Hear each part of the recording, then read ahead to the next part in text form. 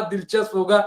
राशिद रिजवी साहब, जो बात कैप्टन साहब कह रहे हैं और हम लोग इस पे चर्चा कर रहे हैं, आप तो पहले भी डाउट कर चुके हैं कि ये जो है बहाना डिसआर्म को लेकर के या तमाम की नहीं किया तो वो एक बहाना मिलेगा। आज वो बयान आ भी गया नेतन्याहू की तरफ से। अब मुझे नहीं पता कि आप ही के बयान सुन लिया है, वहां पे क्या है कि साहब यही वाला बात हम कह दे, राशिद जो कह रहे हैं वहां पे।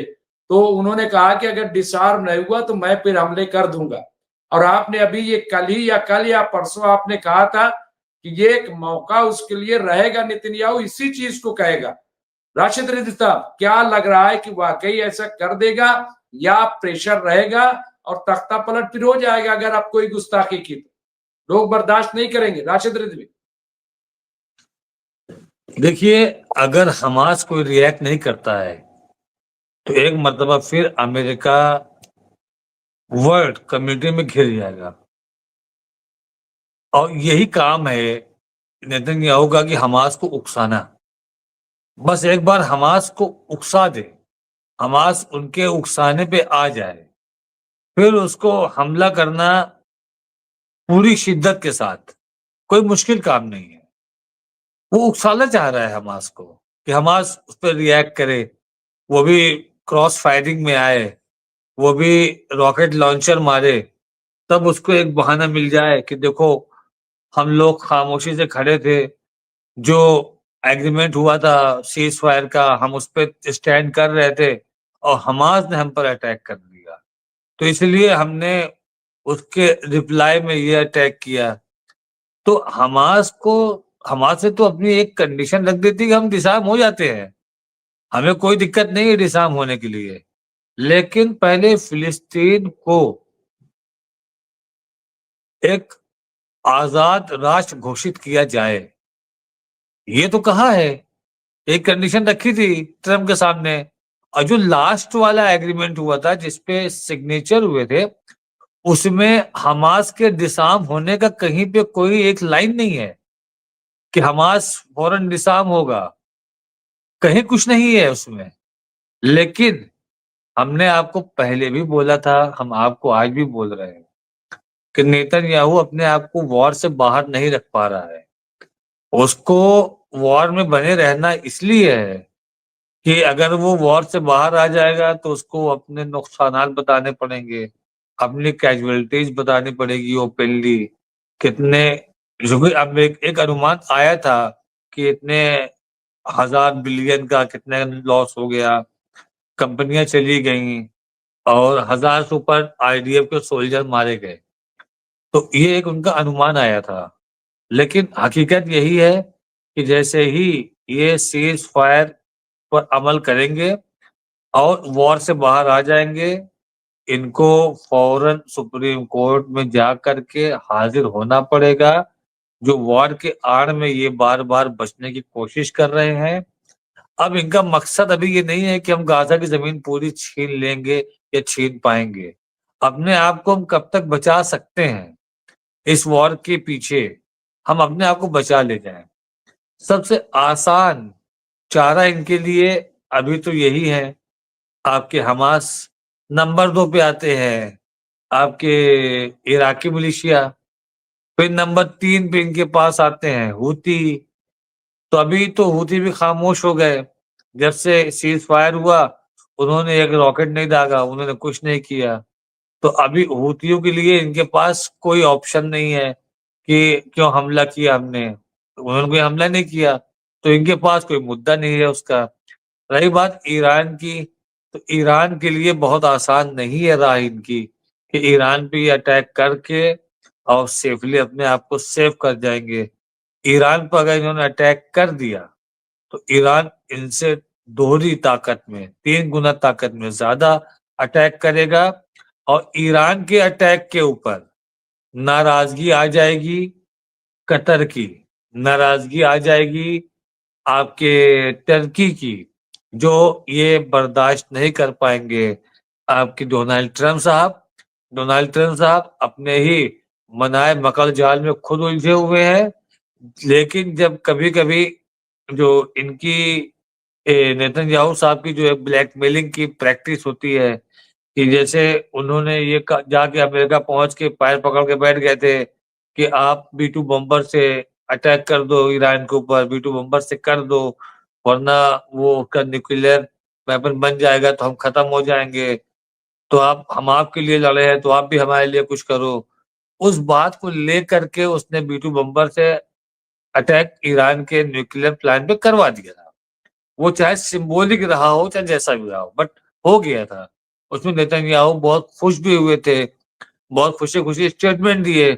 जब वहां के डिफेंस मिनिस्ट्री के अंदर से अमेरिका की एक न्यूज निकल के आई कि पायलट को खुद ये नहीं पता कि नुकसान हुआ भी है कि नहीं हुआ है।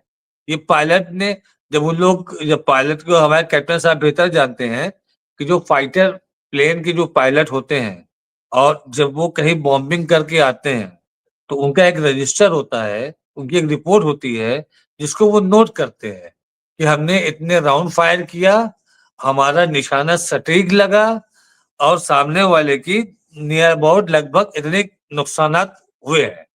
तो लेकिन जो इनके पायलट थे B2 बॉम्बर के, उन्होंने अपनी रिपोर्ट में ये लगा दिया कि हाँ हमने अटैक तो किया है, बट नुकसान हुआ है कि नहीं हुआ और हुआ है तो कितना हुआ है, इसके बारे में हमारे पास कोई स्पष्ट जानकारी नहीं मिली हमको। जी मुमताज साहब।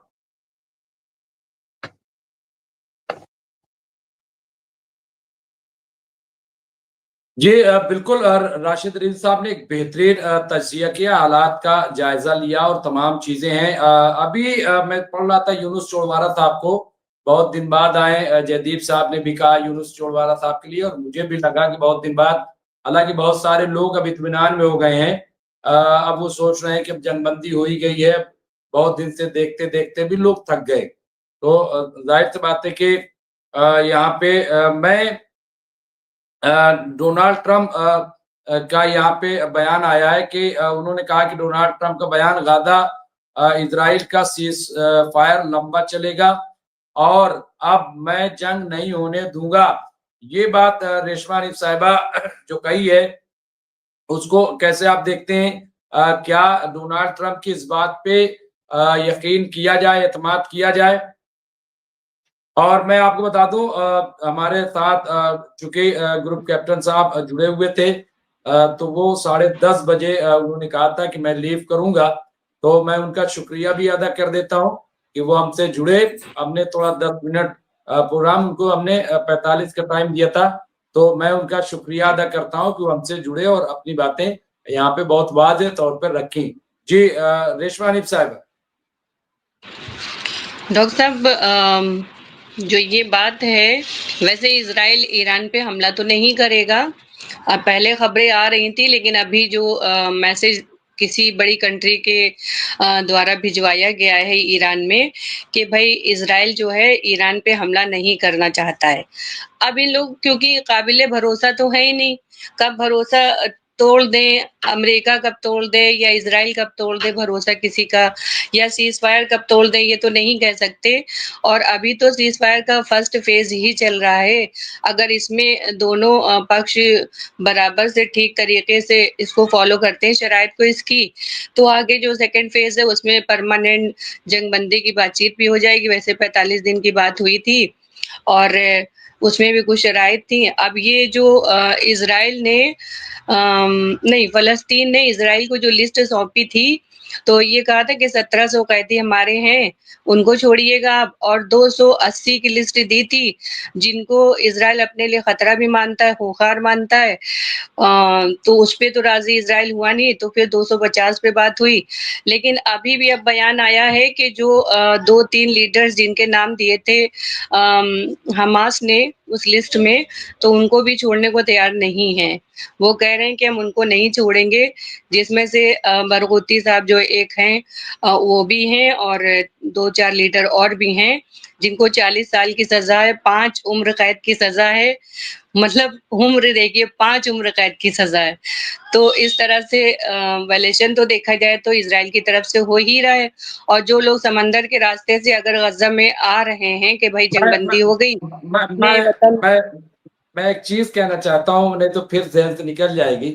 जब अखिलेश यादव आजम खान से मुलाकात करने के लिए गए तो उन्होंने कहा कि मैं जितने केसेस लगाए गए, जितनी सजा सुनाई गई है, तो ये तो गिनीज बुक में लिखे जाने वाली है, क्योंकि इतनी सजा किसी को नहीं मिलेगी। तो उसके बाद जब मैंने इन लोगों की सजा देखी तो मुझे लगा कि आजम खान की सजा तो कुछ है ही नहीं इनके मुकाबले। तो जी, जी। इसका मतलब तो मुझे लगा कि मैं इसका जिक्र किसी वक्त जरूर कर दूं कि ठीक है, आजम खान को बड़ी सख्त सजा और बहुत सारे मुकदमात में सजा, लेकिन यहाँ पे आप देखिए 150 साल की सजा और पता नहीं कितने साल की सजा, मतलब अजीब तरह की सजाएं जो हैं। तो बहरहाल चलिए जी। अच्छा, मैं 2-3 खबरें आ गई, मैं उसको अपडेट कर देता हूँ इसी बहाने, ताकि हमारे जो व्यूअर है वो सुन लें। यदीप साहब ने अपडेट किया काम चैनल का, वैसे कैप्टिस को सोमवार को छोड़ा जाना है, लेकिन उन्हें कल छोड़ने जाने की संभावना के चलते तैयारियां की जा रही हैं। नंबर 1। इसके अलावा एनबीसी ने कहा है कि कैंसर बाइडेन की हड्डियों में फैल रहा है। इसके अलावा एक खबर दी है हिब्रू मीडिया के हवाले से कि सेना के एक अधिकारी ने जानकारी दी है कि अल मुगादी वाली घटना में हमास द्वारा इमारत पर हमला करने से 21 सैनिकों की मौत हुई है। और उसने बताया कि विस्फोट के बाद मुझे एक सफेद पर्दा दिखाई दिया, मुझे लगा जैसे पानी में मैं तैर रहा हूँ। चारों ओर घना अंधेरा था और मैं रेंगते हुए बाहर निकला था। इसके अलावा एक और खबर है चैनल 12 के जरिए कि बराक रवीद ने बताया कि गाजा में युद्ध विराम की निगरानी के लिए अमेरिकी फौज जो है सैनिक कारबल अजदूर शहर के नजदीक अतरेस एयरबेस पर तैनात रहेगा। तो अमेरिका जो है पूरी वो रखेगा। इसके अलावा चीन ट्रंप प्रशासन से 10 कदम आगे है। उन्होंने पूर्व अनुमान लगाया कि गाजा युद्ध विराम के बाद अमेरिका और इजराइल के लिए चीन और रूस और ईरान पर ध्यान केंद्रित करने का मार्ग प्रशस्त होगा। इसलिए चीन द्वारा रेयर अर्थ मिनरल पर प्रतिबंध लगा दिया है। तो ये आप देखिए यहाँ पे। इसके अलावा यूनुस चुड़वारा साहब ने कहा कि इजराइल लेबनान पर लगातार हवाई हमले कर रहा है और बोल रहा है कि अभी यह हिजबुल्लाह हथियार जमा कर रहा है, इसलिए हमला कर रहे हैं। जी, ये खबरें ताजा है जी। हिजबुल्लाह ने आज बहुत बड़े नुकसान से बचाया है लेबनान को, और फिर भी उसने अपने आप को लाइमलाइट में नहीं लाया है। और गवर्नमेंट के साथ मिलके कुछ ऐसा कुछ होने वाला था लेबनान में, जिसका पता हिजबुल्लाह ने लगाया और बताया, तो उसको वक्त रहते काबू में कर लिया गया। उसका सोर्स मैं बता दूंगी आपको। और दूसरी चीज ये है कि वहाँ के जो लेबनान के स्पीकर हैं पार्लियामेंट के, उन्होंने भी ये कहा है कि जिस तरह से गजा में जंग बंद करवाई गई है, सीज फायर कराया गया है, उसी तरह से जो इजराइल वायलेशन हमारे मुल्क में कर रहा है सीज फायर का, तो सभी लोग ये क्यों नहीं देख रहे हैं। ट्रम्प को भी चाहिए कि यहाँ भी ऐसा ही करवाएं। और जब ये मुआहदा हुआ था तो सभी जो कंट्रीज इसमें बैठे हुए थे, और बल्कि और भी कंट्रीज थी, अरब कंट्रीज थी, तो उन्होंने ये कहा कि भाई हमको तो जो मुआहदा दिखाया गया था वो नहीं था, ये तो सब खैर फालतू बातें हैं। ये होटल में बैठ के जो ट्रम्प के दामाद हैं कुशनर, और इजराइल की तरफ से आए थे डरमर, 54 साल के हैं वो, अभी उनका पूरा नाम मुझे नहीं याद है। तो इन लोगों ने बैठ के सब समझौता किया और अब ट्रम्प को बुलाया जा रहा है। और ट्रम्प, क्योंकि वहां पे वेस्ट बैंक में अभी ऐसी कोई बात नहीं हुई है, वेस्ट बैंक में जो हालात थे वो अभी भी वैसे ही हैं, और वहां पर अभी हालात ठीक नहीं है। और जो समंदर के रास्ते से जो लोग आ रहे हैं, तो उनपे इजराइल हमला कर रहा है। तो सीज फायर कौन तोड़ रहा है? अब यहाँ पे देखने वाली बात ये है कि सीज फायर तोड़ा जा रहा है तो किसकी तरफ से तोड़ा जा रहा है। अभी तक तो किसी ने सीज फायर नहीं तोड़ा है, ना उसकी जो भी शराइत थी उसके खिलाफ ऐसा कोई काम किया है। ये इजराइल की तरफ से ही किया जा रहा है। अब ट्रम्प को ये देखना होगा, अब जब ट्रम्प ये दावा कर रहे हैं कि नहीं, इसको हम नहीं तोड़ने देंगे, और ये तो बात सच है कि ये एक नामुमकिन सी बात थी, और इसको सीज फायर जो कराया गया है तो बहुत ही अच्छी भी बात है। अब जो हम लोग जिस तरह की तस्वीर देख रहे हैं और जिस तरह से देख रहे हैं, वीडियोस वगैरह आ रहे हैं वहां से, तो अच्छा भी लग रहा है। बहुत ही ज़्यादा दिल दुखता था ये सब देख-देख के और बहुत ही अब क्या ही बताया जाए सभी का दुखता होगा, अब हम अपने को क्या बताएँ। पूरी दुनिया में सभी लोग दुआएँ कर रहे थे कि किसी तरह से वहाँ सुकून हो जाए, लोगों को राहत मिले, तो खैर सब कुछ हुआ है। लेकिन अब ये जो ट्रम्प कह रहे हैं तो इनको भी चाहिए कि अब ये सब बातों पे गौर करें और देखें और इस सीज़फायर को आगे बढ़ाया जाए। और अभी 200 तो अमेरिकी जो सोल्जर्स हैं, तो फिर वो क्यों पहुँचे हैं वहाँ पर इज़राइल में और कतर ने अपना एयर बेस वहाँ बनाया है अमेरिका में। तो हालाँकि पहला देश नहीं है कतर अमेरिका में बनाने वाला एयरबेस अपना और इस तरह से इज़राइल से और कतर से तो ऐसी मतलब क्या ही बताएँ, किस तरह से मतलब इन लोग मिल रहे हैं आपस में, किस तरह से गले लग रहे हैं, क्या हो रहा है। भई आपके मुल्क पे हमला हुआ है तो कुछ तो आप वो दिखाइए, भई दुनिया को ही दिखाने के लिए कुछ ऐसा करिए तो दुनिया ये देखे, नहीं बस अगर टेलीफ़ोन पे माफ़ी माँग ली गई, तो क्या वो काफ़ी होती है? अभी कोई आके आपके घर पे जो है बॉम्ब मार दे या हमारे घर पे मार दे, फिर टेलीफ़ोन से कहे, "अरे! ये तो बड़ा गलत किया भाई हमने, अब आइंदा से हम आपके घर पे बॉम्ब नहीं मारेंगे।" तो ये ऐसा तो नहीं होता है ना? तो ये क्या ही बताएँ इन लोगों को, इनको तो कोई गैरत है ही नहीं बिल्कुल भी और इसी तरह से सब चल रहा है। अब ट्रम्प को देखना पड़ेगा आगे क्या है, क्योंकि वो ही बीच में पड़े हैं तो ये हो पाया है। हाँ, ये भी सच है कि अगर वो दबाव ऐसे ही बनाते रहेंगे और नेतन्याहू का जहाँ तक सवाल है तो वो तो ये चाहते ही हैं कि कहीं न कहीं से हम जंग में बने रहें। हालाँकि वो क्या बने रहेंगे जंग में, वो तो अपनी फ़ौज को ही हर जगह झोंक रहे हैं, इधर जाइए, उधर जाइए, कहीं से जंग खत्म होने का करने का नाम ही नहीं ले रहे हैं वो। अगर ऐसा ही करेंगे तो फ़ौज तो फिर बगावत करेगी भई। फ़ौज में बगावत हो जाएगी क्योंकि फ़ौज भी अब चाहती है कि हम ना लड़ें। मोर्चा ये जो सब खोला हुआ है चारों तरफ से ये सब अब बंद हो जाए। तो यही सब है, अब देखिए आगे क्या होता है। सेकंड फ़ेज़ में क्या करते हैं इन लोग, क्या नहीं करते हैं, वो तो खबर मिल ही जाएँगे। जी, डॉक्टर साहब।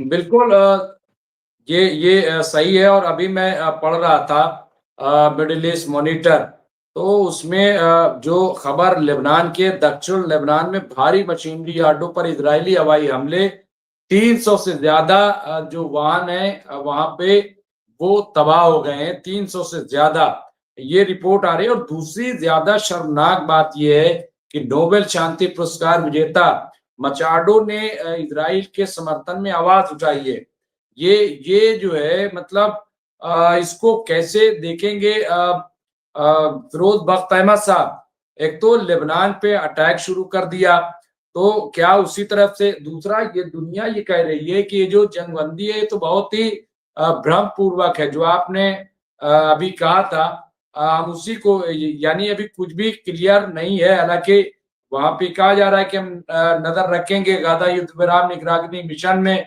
शामिल होने के लिए अमेरिकी सैनिक इजराइल पहुंचने लगे ये तमाम बातें लेकिन ये चीजें एक तो लेबनान पे अटैक और ये जो शांति नोबेल पीस प्राइज मिला है फिर ये भी खबर आई थी कि उन्होंने डोनाल्ड ट्रंप को जो है वो दे दिया है कि आप ये आप ले लीजिए इस तरीके से ये सब चल क्या रहा है फिरोज बख्त अहमद साहब ये तो बड़ा मजाक सा लग रहा है